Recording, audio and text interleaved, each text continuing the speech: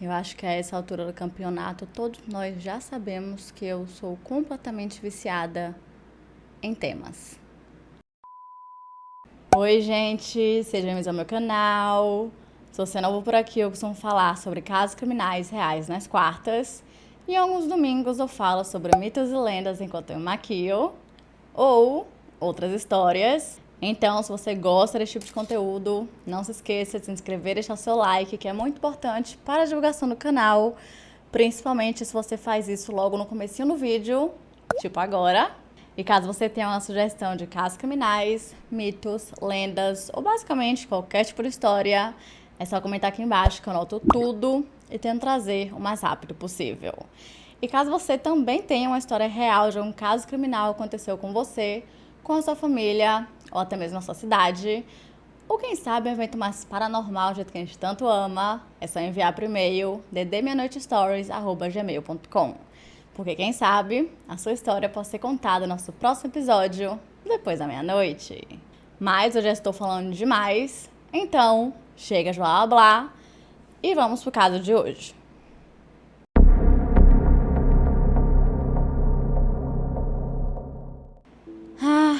Dia dos Namorados. Um dia onde deveria ser repleto por amor e felicidade, acabou se desenrolando em algo bem diferente para a família Lovelace. Em uma cidade pequena, com menos de 40 mil habitantes, uma morte misteriosa pairou sobre os moradores locais, deixando uma sombra de dúvidas e suspeitas. O que inicialmente parecia apenas uma morte inocente ou até mesmo um trágico acidente, foi se revelando algo muito mais sombrio, pintando uma cena de ódio e motivos ocultos. Mas, à medida que a investigação ia para frente, novos questionamentos iam sendo criados. Seria esse um crime passional ou apenas uma infeliz reviravolta do destino? O culpado saiu livre ou nunca teve um crime em primeiro lugar? E é com isso que começamos o caso de hoje. Curtis Lovelace nasceu nos anos 60 na pequena cidade de Quincy, em Illinois. Hoje em dia, Quincy tem menos de 40 mil habitantes e foi descrita como sendo o tipo de cidade onde todo mundo conhece todo mundo, mesmo que seja apenas de vista ou de nome. E desde jovem, Curtis sempre foi conhecido como sendo um jovem muito inteligente, do tipo que só tirava notas boas e arrasava no time de futebol da escola. Basicamente, ele era o garoto popular, mas daqueles que aparecem em filmes de comédia romântica, super cavalheiro, extrovertido e muito trabalhador. Por conta do seu sucesso no time de futebol, ele chegou a conseguir uma bolsa de estudos na Universidade de Illinois e foi lá onde ele começou a estudar administração de empresas e até entrou para a NFL com os Patriots. Ele realmente era bom. Mas infelizmente, a sua carreira profissional, ou o que poderia ser a sua carreira profissional no mundo do futebol, acabou sendo interrompida muito rápido, muito cedo, de forma muito abrupta, quando ele sofreu uma lesão no joelho e, por conta disso, ele não podia mais jogar de forma profissional. Só que apesar de ele realmente amar o futebol, ele também tinha outros sonhos, então quando ele viu que esse plano A não daria certo, ele rapidamente foi para o plano B. E foi durante a faculdade que ele se reconectou com uma jovem que tinha estudado na mesma escola que ele, chamada Corey Didrikson. E apesar de, na época da escola, eles não terem ali desenvolvido nada além de uma grande amizade, quando eles se reconectaram aí esses anos depois, não demorou muito tempo até que eles vissem que tinha um potencial grande para algo a mais. Então, pouco tempo depois, eles começaram um relacionamento sério, mesmo que no início fosse um relacionamento à distância, considerando que na época Corey estava cursando comunicação na Universidade de Iowa. Ela nasceu no dia 7 de dezembro de 1967 em Cedar Rapids, em Iowa, mas pouco tempo após o seu nascimento, a sua família decidiu se mudar para Quincy e ela frequentou a Quincy High School, onde conheceu Curtis. Corey foi descrita como sendo uma jovem muito vibrante e energética, e a sua mãe, Martha Didrikson, mais conhecida também apenas como Morty, também a descreveu como sendo um tanto quanto teimosa. Sua mãe também disse que ela tinha um sorriso perfeito, que era capaz de encantar qualquer pessoa que se esbarrasse com ela. Morty também se lembrava perfeitamente da primeira vez em que a sua filha conheceu Curtis. Eu não sei se realmente foi na primeira vez, tipo, na escola, ou se foi nesse momento quando eles se reencontraram, mas isso não importa muito, porque o que importa é que quando ela chegou em casa, ela falou pra mãe que tinha certeza que iria se casar com aquele homem. E o casal era simplesmente perfeito, eles realmente pareciam que se completavam e todo mundo que os conheciam diziam que eles eram o casal de ouro. E assim como Corey havia previsto, em 1991, ela e Curtis realmente se casaram e as coisas pareciam estar indo cada vez melhor. Logo em seguida, Curtis decidiu fazer faculdade de Direito para melhorar ainda mais a sua vida profissional e, consequentemente, a quantidade de dinheiro que ele recebia. E em 1993, o casal deu à luz a primeira filha, chamada Lindsay. 4 anos depois, em 1997, nasceu o primeiro filho, chamado Logan. Em 1999, nasceu o segundo, chamado Lincoln. E, por último, nasceu Lawson em 2001. Agora, com a família completa, Curtis e Corey compraram a casa em Quincy e enquanto Curtis trabalhava na Procuradoria do Estado como procurador assistente, Corey ocupava todo o seu tempo cuidando da casa e dos seus 4 filhos. Ela fazia questão de dar todo o amor que ela conseguia dar para eles e também participava de absolutamente tudo. Ela participava da Associação de Pais e Professores, onde ela conseguia ajudar, seja em algumas pequenas mudanças no ensino da escola ou até mesmo em organizações de eventos. Mas, além disso, ela também era aquele tipo de mãe que estava presente em todos os recitais de dança e aos jogos que seus filhos participavam.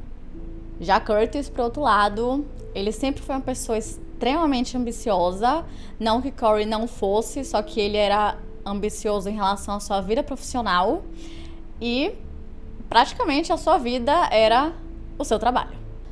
Enquanto ele trabalhava para a Procuradoria do Estado, ele decidiu abrir o seu próprio escritório de advocacia. Pouco tempo depois, ele foi eleito presidente do Conselho Escolar, se tornou capitão da Guarda Nacional de Illinois e também passou a trabalhar como professor adjunto da Universidade de Quincy. Podemos dizer com toda a certeza do mundo que ele era uma pessoa extremamente bem-sucedida no âmbito profissional e eu realmente não faço a menor ideia de como ele tinha tempo para tudo isso. Mas ele tinha. Só que, de acordo com alguns dos seus amigos, toda essa ambição também fez com que ele se tornasse um homem um tanto quanto arrogante.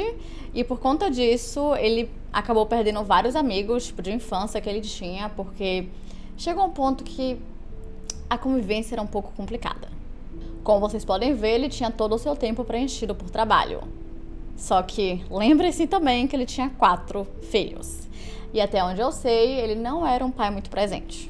Tanto que em 2004, o pai de Corey acabou ficando com câncer e eventualmente ele acabou falecendo. E ela meio que teve que balancear tudo isso junto, né, equilibrar tudo isso, seja o luto, o cuidado com seu pai, o apoio ali à sua mãe, aos seus familiares, e também cuidar da casa e cuidar dos seus 4 filhos sozinha. Até esse momento, a família Lovelace era o retrato da família suburbana perfeita. Mas a partir desse momento, com toda a sobrecarga que ambos tinham, mesmo que por motivos diferentes, foi fazendo com que o casal começasse a brigar bastante. Enquanto Corey queria que Curtis a ajudasse mais com as tarefas domésticas e voltasse a ser aquele homem romântico e cavalheiro que ele costumava ser, Curtis queria que ela entendesse que todo o trabalho que ele fazia era para o bem financeiro da família. As brigas começaram a ficar tão constantes que, de acordo com seus vizinhos, elas eram bem altas e praticamente semanais. Só que, além desses problemas que eu já falei para vocês, também tinha um outro problema bem grande. Tanto Corey quanto Curtis tinham sérios problemas com o uso excessivo do álcool. E além disso, para piorar as coisas ainda mais, Corey também lutava com bulimia. Então, uma situação que já não estava muito bem foi sendo agravada cada vez mais por esses fatores externos. Em 2006, no fim de semana antes do Dia dos Namorados, Corey acabou ficando doente, aparentemente ela estava gripada.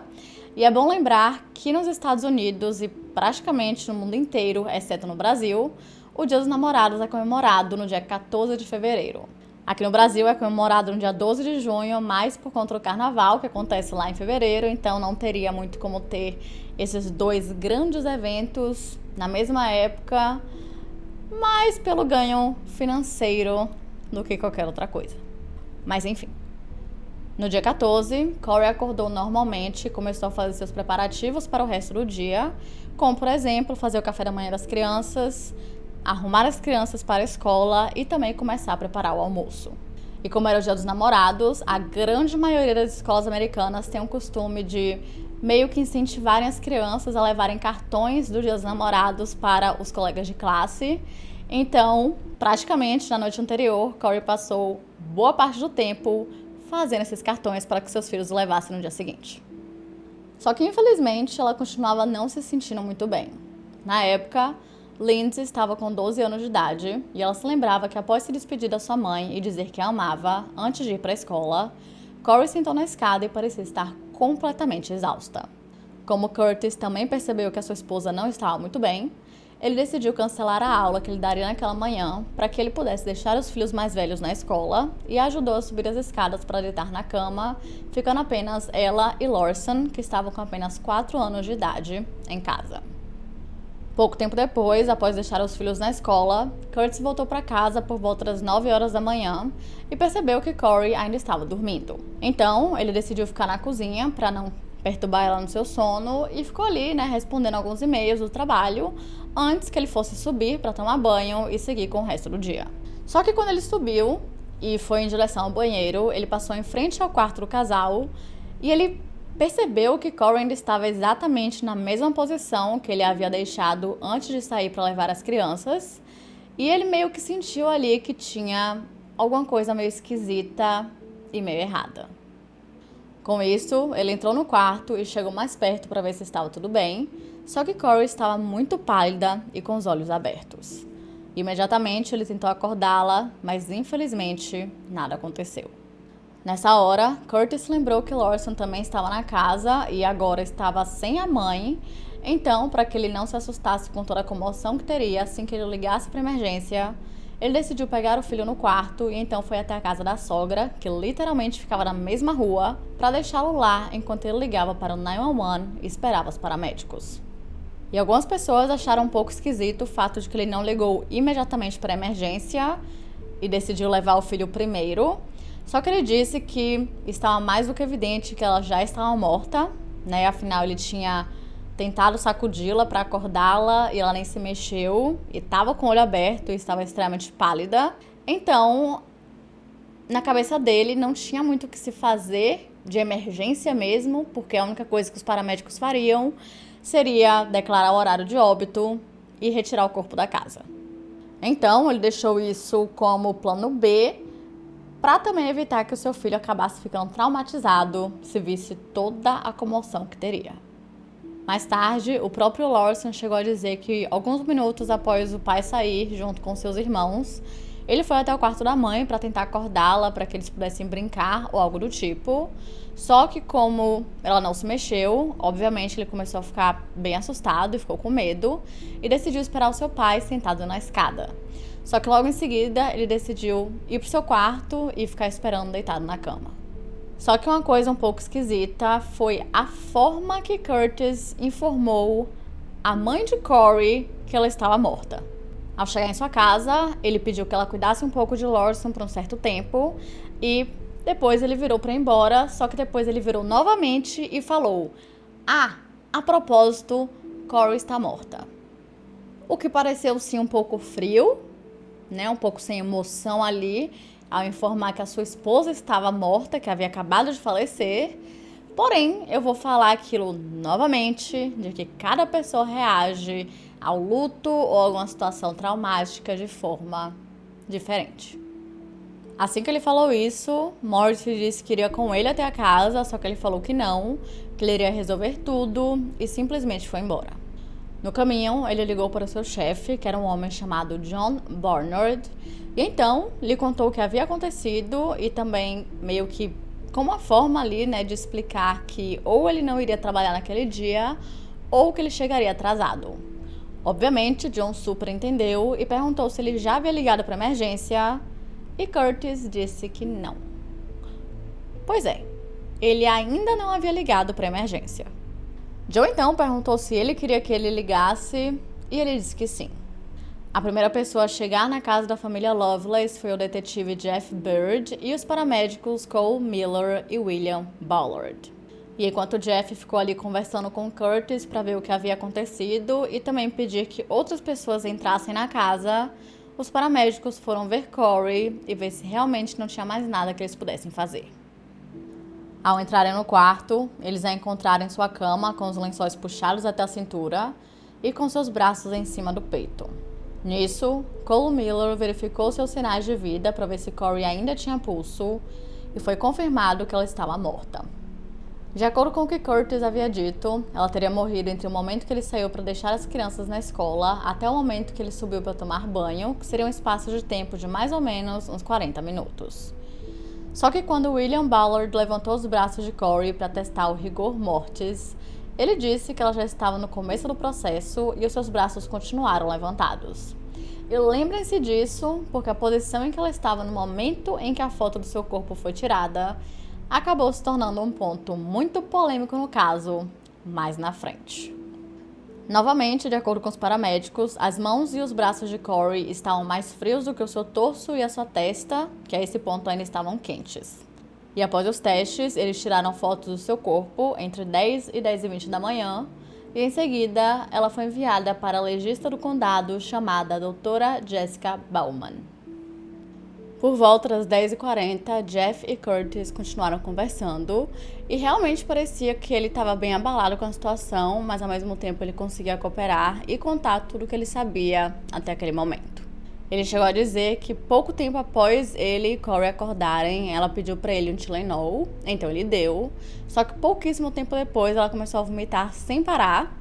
Mais tarde, ela conseguiu dar uma recuperada ali, conseguiu ajudar os filhos para ir para a escola. E quando Curtis percebeu que ela ainda estava muito mal, foi quando ele se ofereceu para levar as crianças e, quando ele voltou, ele encontrou a esposa daquele jeito.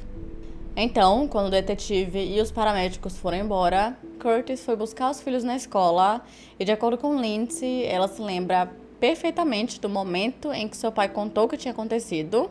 Afinal, é um evento extremamente traumático, acho que qualquer pessoa se lembraria desse momento.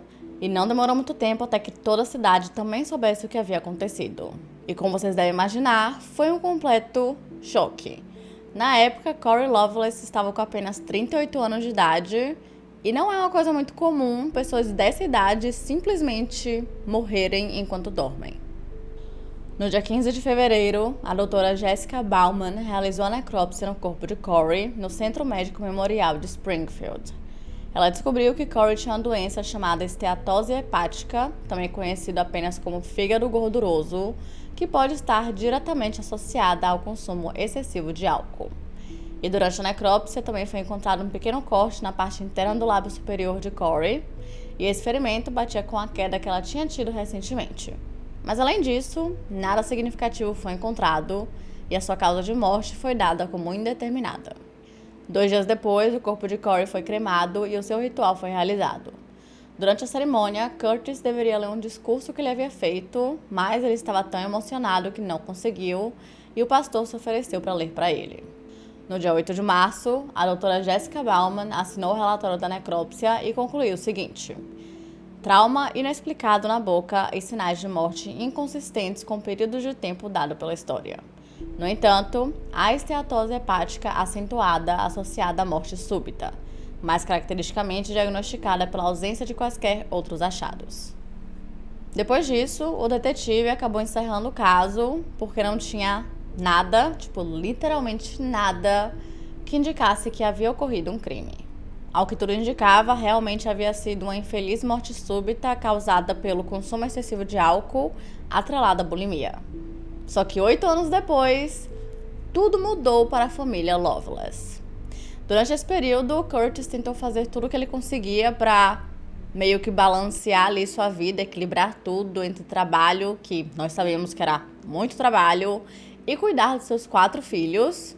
E no dia 26 de dezembro de 2013, ele se casou novamente, dessa vez com uma mulher chamada Christine, que ele também conhecia desde o ensino médio.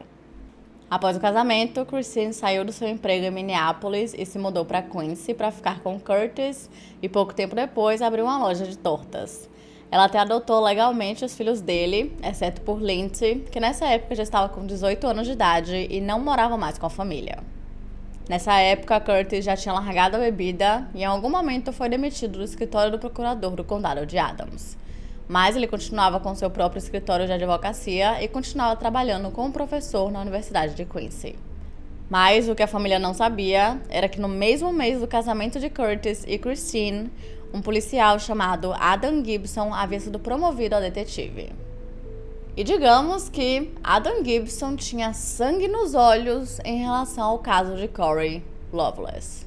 De acordo com ele, em um certo dia ele estava ali mexendo nos arquivos, de casos antigos, quando ele se deparou com o caso de Corey, e então ele achou imediatamente que tinha algumas circunstâncias ali muito esquisitas e achou tudo muito suspeito e estranho. Mas, mais tarde, ele falou que, na verdade, ele escolheu esse caso depois que ele descobriu que a doutora Jessica Bauman, que tinha sido a médica legista que havia examinado ali o corpo de Corey, havia sido demitida do hospital por conta de algumas opiniões sobre esse caso que tinham sido um pouco conflitantes ou polêmicas, de acordo com ele. E em uma outra ocasião, ele disse que ele sempre teve essa curiosidade a mais em relação ao caso de Corey, porque para ele nada fazia sentido e não parecia ser um caso de morte natural. Então, após levar as suas dúvidas e o seu interesse para o chefe de polícia, que era um homem chamado Robert Copley, ele teve a permissão para dar uma olhada nos arquivos e investigar com a nova visão. Vai que ele encontrava alguma coisa que o antigo detetive não havia visto. Vai que. Como vocês sabem, o antigo detetive, Jeff Bird, acreditava fortemente que não se passava realmente de uma infeliz morte súbita, mas Adam Gibson não concordava com isso, ele discordava 100% e ele acreditava que, na verdade, Corey Loveless havia sido assassinada por Curtis no Dia dos Namorados de 2006. E ele estava fortemente determinado a provar isso. E com isso, no dia 3 de janeiro de 2014, ele começou a sua investigação de homicídio. O seu primeiro passo foi entrar em contato com uma médica chamada doutora Jane Turner e pediu ali que ela desse uma reavaliada, uma reexaminada no caso. E quando ela fez isso, ela teorizou que Corey havia sido sufocada por um travesseiro e que após isso, a pessoa responsável teria colocado os braços dela ao redor desse travesseiro. E mais tarde, alguém teria o removido, mas como o rigor mortis já tinha começado a se estabelecer, os seus braços continuaram naquela posição mais elevada. Só que nós sabemos que isso não faz muito sentido porque os próprios paramédicos falaram que eles elevaram o braço para continuar examinando Corey e o braço acabou continuando elevado por conta do rigor mortis. Só que nessa época, ninguém sabia disso. E outra coisa que a doutora Jane Turner falou era que ela acreditava que Corey havia sido assassinada 10 a 12 horas antes da ligação para emergência. O que novamente não faz sentido, já que no momento em que os paramédicos viram seu corpo, ela estava começando a entrar no processo do rigor mortis e ele definitivamente não estava completo ainda, e o seu torso e a sua testa ainda estavam quentes, o que definitivamente não aconteceria caso ela já estivesse morta há tanto tempo assim. Além, claro, dos relatos das próprias crianças que haviam visto a mãe viva na manhã da sua morte.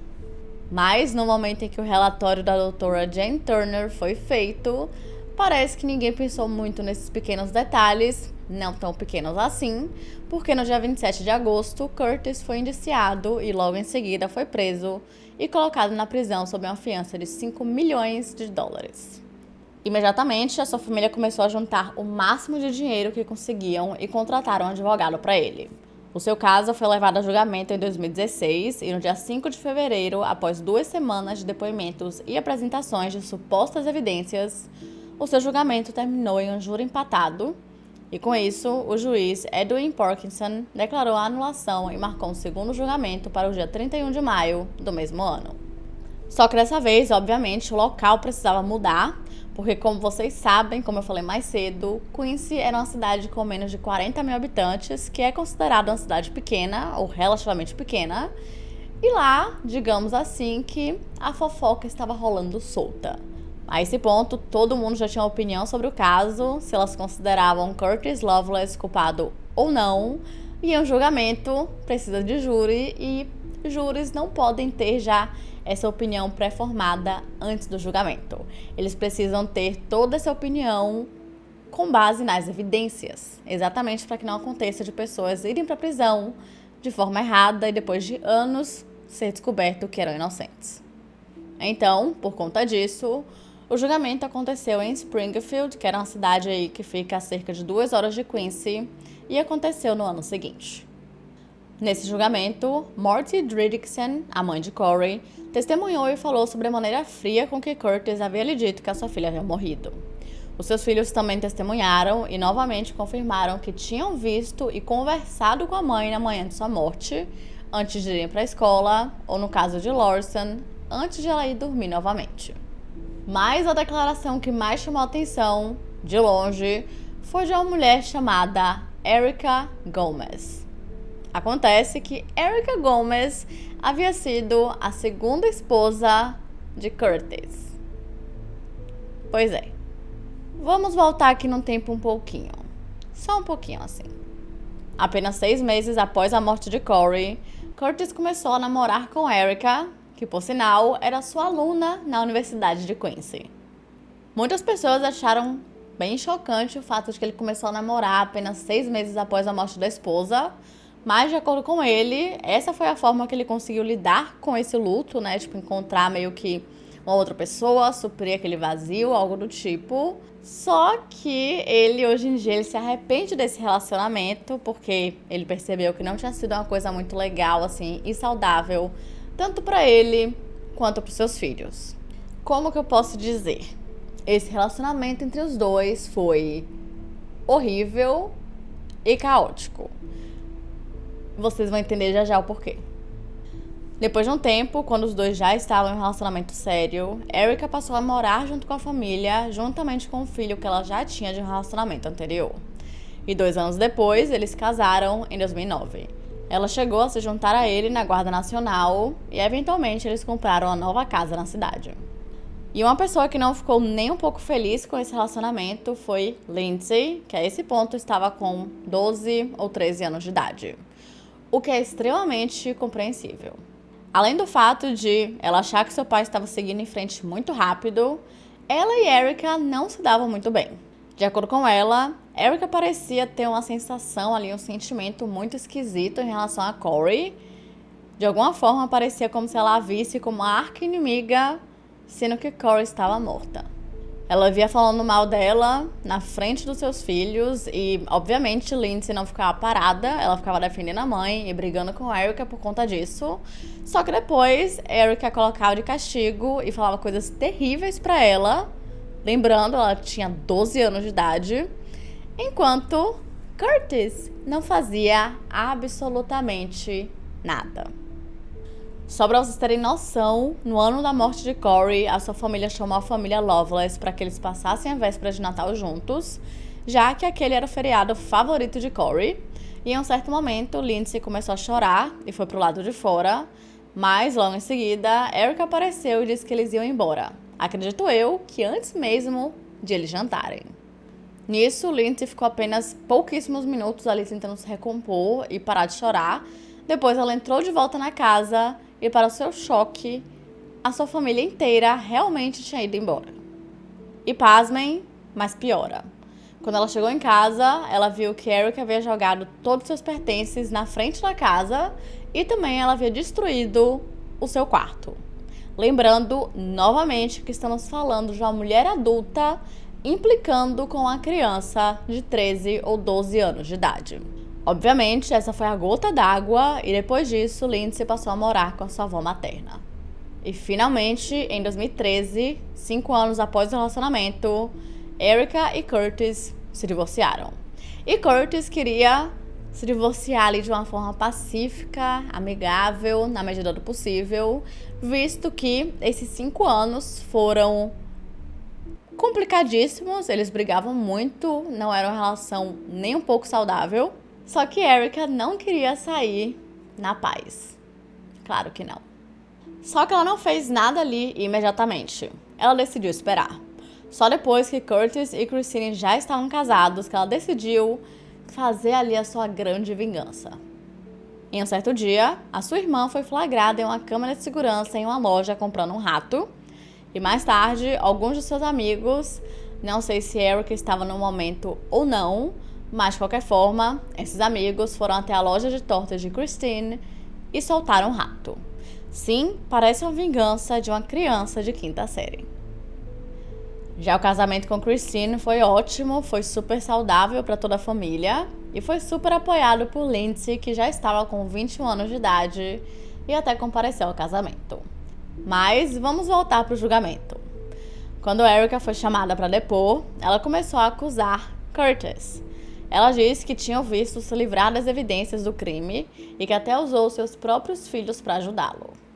Ela também disse que ele havia roubado seu número de seguro social e roubou o dinheiro das suas contas bancárias, além de tê-la abusado sexualmente e fisicamente em diversas ocasiões durante o casamento, e também o acusou de envenená-la durante esses anos. Só que nenhuma dessas acusações foi levada para frente, considerando que não tinha nenhuma evidência que comprovasse alguma dessas coisas. Os paramédicos que foram os responsáveis por checar os sinais vitais de Corey Loveless no dia de sua morte também testemunharam. E lembram daquela informação em relação ali à posição do seu corpo? Então, só nesse segundo julgamento que foi descoberto que ela estava com os braços elevados porque eles, os paramédicos, os levantaram para checar o seu coração. E isso, meus amigos, foi uma grandíssima de uma bomba. Porque o principal motivo pelo qual toda essa segunda investigação foi feita foi exatamente por conta da posição dos braços de Corey. Outra pessoa que foi chamada para testemunhar foi o próprio detetive Adam Gibson, o que não foi muito bom para ele mesmo. Na verdade, a defesa o acusou de doctor shopping, que é quando uma pessoa vai em vários médicos diferentes para conseguir várias receitas de um único medicamento, e ele também foi acusado de cometer várias violações de Brady, que é um tipo de violação que ocorre quando a acusação intencionalmente esconde evidências, fazendo com que a pessoa acusada não tenha direito a um julgamento justo e podendo assim ser condenada por algo que não fez. E foi provado que ele fez isso com a quantidade absurda de evidências. Tipo assim, absurdas. Vamos lá. Após receber a permissão para reabrir o caso e reexaminar todas as evidências do zero, Adam Gibson conversou com o legista Jim Keller, que foi o legista responsável por mover o corpo de Corey de sua casa até o local onde a necrópsia seria feita. Acontece que Jim Keller disse que para que houvesse ali uma desidratação avançada nos olhos e nos lábios, que foi algo relatado no relatório da doutora Jane Turner, demoraria assim muito tempo, várias horas. Só que nós sabemos, e Jim Keller também sabia, que Corey Loveless sofria muito com abuso excessivo de álcool e também com bulimia, ou seja, ela vomitava bastante e isso causa desidratação severa. Ou seja, não precisaria assim de tanto tempo para que isso acontecesse. Principalmente levando em conta que Corey havia vomitado na manhã em que ela foi encontrada morta. Em um outro momento, Adam também conversou com os paramédicos e bombeiros que estiveram na casa da família naquela manhã. De acordo com ele, um dos paramédicos tinha lhe dito que quando ele entrou na casa, ele sentiu um cheiro muito forte, que não era apenas de álcool, indicando que era o cheiro de uma pessoa em decomposição. Só que no julgamento, o próprio paramédico falou que em momento nenhum ele falou isso, que na verdade ele falou que realmente o único cheiro que ele sentiu na casa era de álcool, indicando que Corey havia bebido bastante, pouco tempo antes de morrer. O detetive Adam Gibson também conversou e trocou e-mails ali com o médico da Escócia e ele questionou para ver se era normal a quantidade do rigor mortis que estava presente no corpo de Corey no momento que ela foi encontrada, dado o período de tempo em que ela teria morrido, e o médico disse que sim, que tudo batia perfeitamente. Só que vocês acham que Adam mencionou isso ali no julgamento? Não. Porque essa informação ali consistia, batia com a história contada por Curtis de que Corey realmente havia morrido naquela manhã. Na verdade, ele fez mais que isso. ele apagou todos os e-mails, né, apagando ali todas as evidências de que ele sabia dessa informação. Só que mais tarde tudo isso foi encontrado pela defesa. E tem mais. Ele também havia conversado com um outro médico que também disse que não acreditava que esse fosse um caso de assassinato. E outro legista chamado Dr. Scott Denton lhe disse que essa segunda investigação, não fazia o menor sentido. Ele chegou a mencionar o ferimento no lábio superior de Corey que a doutora Jane Turner havia teorizado que havia sido causado por sufocamento, só que ele disse que se esse fosse o caso, o ferimento estaria mais recente e definitivamente teria sangrado. O que não aconteceu. E além disso, também não tinha nada que indicasse que ela havia sido sufocada em primeiro lugar. E o Dr. Scott Denton também deu ênfase ao fígado gorduroso que Corey tinha. O seu fígado estava 2 vezes maior que um fígado saudável, e ele disse que apenas isso poderia ter causado a sua morte, e citou alguns artigos que falavam sobre esse tipo de caso. Em um deles, citava 2 estudos que reforçavam casos de mortes por insuficiência hepática, principalmente quando a pessoa não se alimenta bem e não recebe os nutrientes necessários. Outro estudo que havia sido feito no Japão chegou a analisar 11 pessoas que haviam morrido de forma semelhante a Corey Loveless, e literalmente a única coisa em comum entre eles foi a esteatose hepática. Só que Adam Gibson não queria saber de nada disso. Ele queria encontrar profissionais que fortalecessem a sua teoria de que Curtis Loveless era um assassino. E tiveram ainda outros médicos que confirmaram as mesmas informações e repetiam que não tinham nenhuma evidência que apontasse para o homicídio e que esse caso não se passava de uma infeliz morte súbita. Mas, novamente, Adam não usou nada disso para sua investigação e todas essas informações que não iam de acordo com o que ele queria que fosse, ele apenas varria para debaixo do tapete e encontrava outra pessoa até que alguém dissesse exatamente o que ele queria, que foi o caso da doutora Jane Turner. Então, com base nisso, a defesa acusou Adam de criar um crime onde não havia nenhum. A defesa até chamou um patologista chamado Dr. William Oliver, que chegou a testemunhar no caso de O.J. Simpson, e ele disse que Corey Loveless havia morrido por uma insuficiência hepática extremamente aguda. No fim do julgamento, todos os filhos de Corey e Curtis também testemunharam e eles mantiveram suas versões de que a sua mãe estava viva naquela manhã. Alguns ainda se lembravam de conversas muito específicas que tinham tido com ela antes de saírem para a escola, e a única que não testemunhou foi Lindsay. Acontece que, com o passar dos anos, ela foi se afastando cada vez mais do pai. Mas, apesar de não ser mais uma de suas apoiadoras, ela não acreditava que ele fosse o culpado, mas, ao mesmo tempo, não consegue confiar 100% em suas memórias daquele dia, porque agora ela já não sabe mais ao certo se realmente tinha falado com a mãe naquela manhã, ou na noite anterior, ou em qualquer outro dia. E, por fim, o júri deliberou por apenas 2 horas antes de voltar com o veredito de inocente. Eles não conseguiam dizer com certeza se aquela era uma morte por causas naturais ou um assassinato, mas simplesmente não tinham provas para condenar Curtis por assassinato. E independente de ele não ter sido o melhor pai do mundo ou o melhor marido do mundo, isso não significa que ele é um assassino.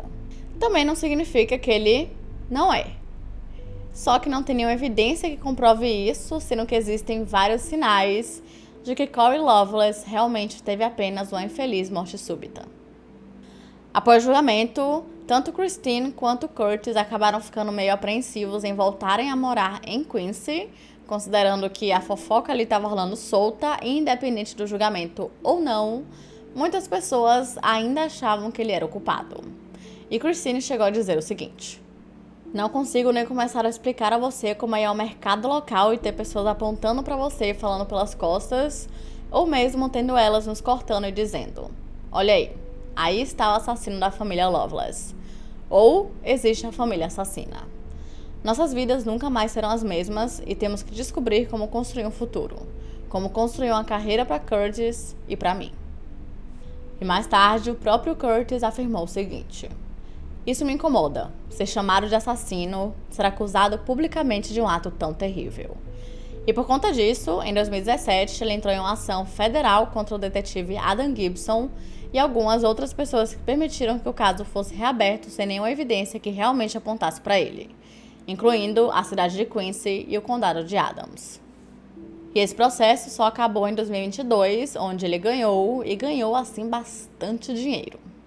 Mas, como sempre, eu quero saber o que vocês acham. Com base nas informações que eu falei nesse vídeo, vocês acreditam que realmente Corey Loveless morreu por conta de uma doença hepática? Ou que Curtis seja um assassino e que ele conseguiu sair impune de tudo isso? E é isso, gente. Esse foi o vídeo de hoje. Não se esqueçam de se inscrever e deixar seu like, que é muito importante para a divulgação do canal. E se você tem uma sugestão de casos criminais, mitos, lendas ou basicamente qualquer tipo de história, é só comentar aqui embaixo que eu anoto tudo e tento trazer o mais rápido possível. E caso você também tenha uma história real de algum caso criminal que aconteceu com você, com a sua família ou até mesmo na sua cidade, ou quem sabe um evento mais paranormal do jeito que a gente tanto ama, é só enviar por e-mail ddmeinoitestories@gmail.com. Porque quem sabe a sua história pode ser contada no nosso próximo episódio, depois da meia-noite. Então é isso, até amanhã!